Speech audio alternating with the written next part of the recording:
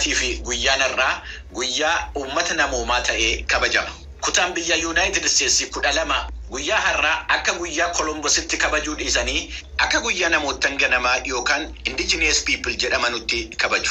Magaalota New York fi Chicago keessatti waggaa darbe sababa koronaatiin kan ka'e ittuu hin taasifamin kan hafe hiriirrii fi agarsiifni guddaan daandii irraa guyyaa har'aa taasifamuun isaa beekameera.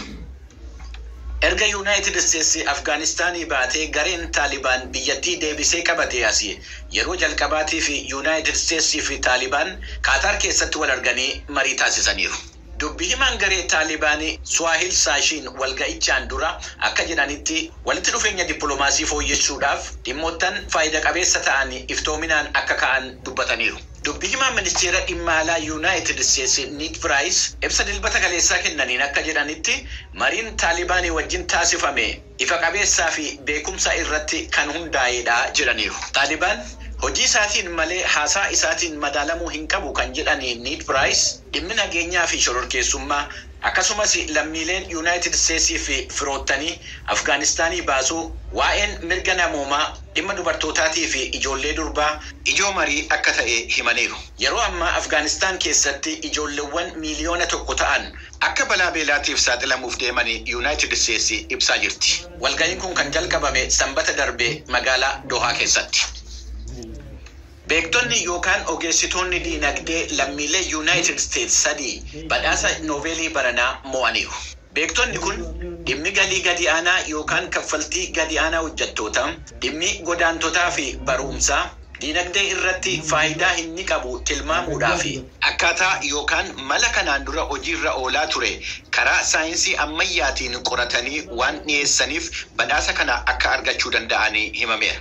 Badhaasa guyyaa har'aa labsame kana kan mo'ane University California Berkeley irraa David Card, Joshua Angrist, Institute Technology Massachusetts irraa yommuu ta'an, Godeo Imbens immoo University Stanford irraa akka ta'an beekameera. Hordoftoota keenya oduu narraaf qabnu kanuma qophiilee keenyaafanii wajjin turtii gaarii. Godina Booranaatti roobi marsaa lama yeroo isaatti roobuu dhabuusaan kan ka'e loonii foriin du'aa jiraachuu jiraattonni dubbatan.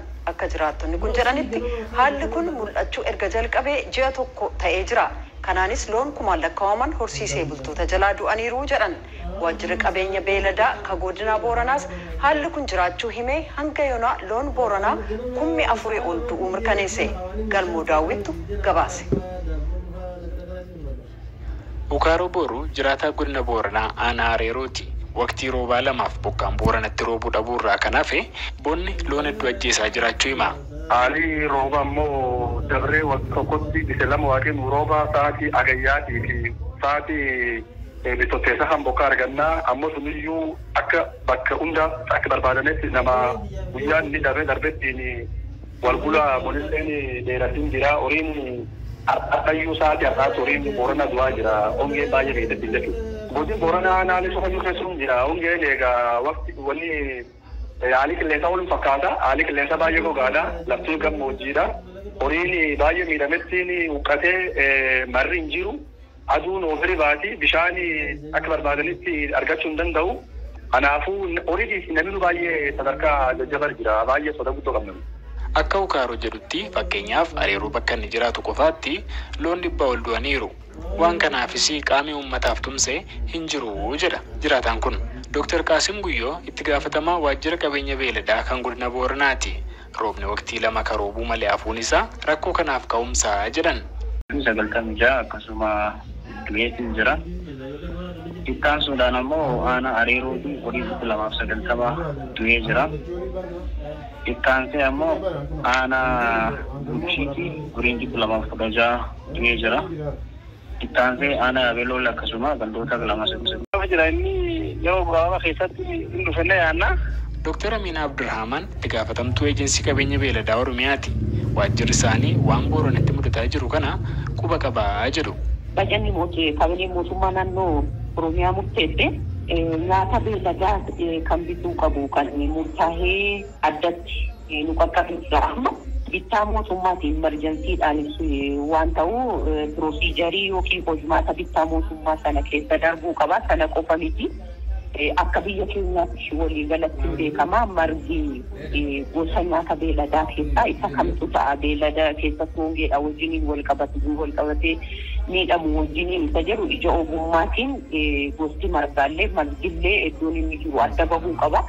Koree dhaabnee nuti itti deemaa kan jiru ta'uu isaati jechuudha. Gidduu kana deebiin kenninaa jechuudha.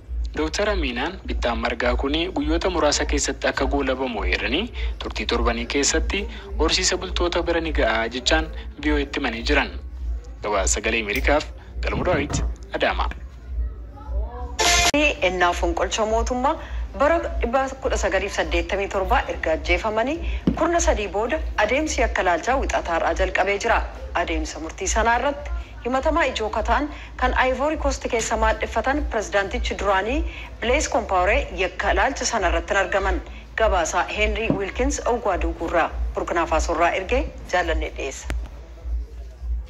Haleellaa bara 1987 pirezidaantii Burkina Faso yeroosii Thomas Sankaraa fi namoota kanneen biroo 12 galaafateerraa kan lubbuun hafan Alaawunaa Traoree qofa. Traoreen pirezidaantichaaf gorsaa waa'ee seeraa turan. Bakkuma Sankaraan ammallee goota biyyaa ta'uun itti faarfamu sun itti ajjeefame sana dhaabanne turre jedhan wiixataarraa kanneen ajjeechaa kana raawwachuun himataman mana murtii waraanaa isa Ogaaduuguu jiru duratti yakka laalchaaf dhiyaatu. Guyyaa ajjeechaan sun dhaqqabe kan yaadatan Traoreen akka jedhanitti. Des tirs qui nous intimaient lors de sortez. Bon, le camarade président s'est levé et il a tiré son survêtement vers le bas. Pirezidaantichi ol ka'anii dhaabbachuun tuuttaa uffatanii turan qaqqajeelfachaa kanneen walga'iitti hirmaatan warra kaaniif warri haleellaa gaggeessan namni barbaadaa jiran anumaa jechuun itti man karuma balbala ol lixanii san